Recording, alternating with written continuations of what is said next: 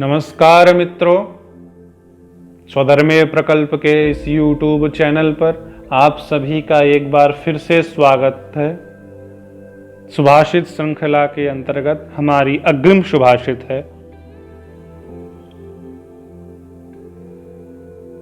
कुलस्यार्थे त्यजेद एकम ग्रामस्यार्थे coulomb त्यजेत ग्रामं जनपदस्यार्थे आत्मार्थे पृथ्वीं त्यजेत आत्मार्थे पृथ्वीं त्यजेत।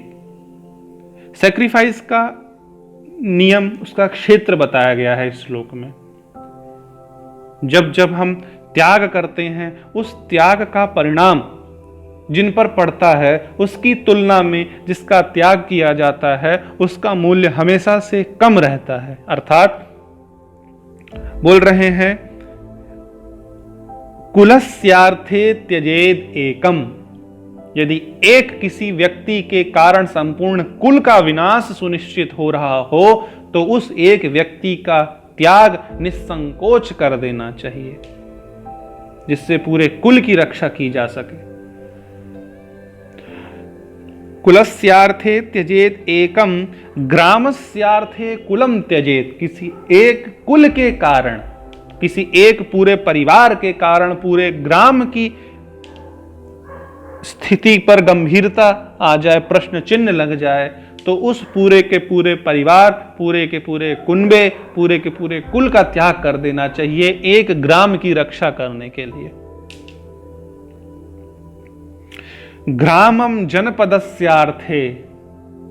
यदि एक ग्राम के त्याग करने से पूरे जनपद की रक्षा हो सकती है तो बिना सोचे उस ग्राम का त्याग करना ही श्रेयस्कर कहा गया है। और फिर आत्मार्थे पृथ्वीं त्यजेत। अपनी आत्म संतुष्टि, आत्मज्ञान की प्राप्ति के लिए यदि पूरी पृथ्वी भी आपका विरोध कर रही हो तो संपूर्ण मानव जाति का त्याग कर आपको अपना कल्याण, अपनी आत्म सिद्धि कर लेनी चाहिए। यहां इस बात को ध्यान देना परमावश्यक है, यह आत्म सिद्धि स्वार्थ नहीं है। यदि इसका यह अर्थ निकालने लगे कि अपनी स्वार्थ के लिए पूरी पृथ्वी का त्याग कर देना, यह यहां अर्थ नहीं है। इसका मतलब है यहां पे यदि ब्रह्म साक्षात्कार, आत्म सिद्धि की प्राप्ति में कोई भी बाधक बन रहा हो आपके, उसका उसी क्षण त्याग कर देना चाहिए। इसी सिद्धांत को आश्रय बना करके महावीर स्वामी भगवान बुद्ध अपने अपने घरों का त्याग कर रहे हैं। भगवान बुद्ध अपने घर का त्याग अपनी स्वार्थ के लिए नहीं बल्कि अपनी आत्म सिद्धि की प्राप्ति के लिए कर रहे हैं। उस आत्म सिद्धि की प्राप्ति में उनका पूरा परिवार, उनका पूरा वंश, उनका पूरा कुल, उनका पूरा शहर, उनका पूरा गांव, सब उनका व्यवधान बन रहा था, इसीलिए उन्होंने सबका त्याग किया है। आत्मार्थे पृथ्वीं त्यजेत। धन्यवाद।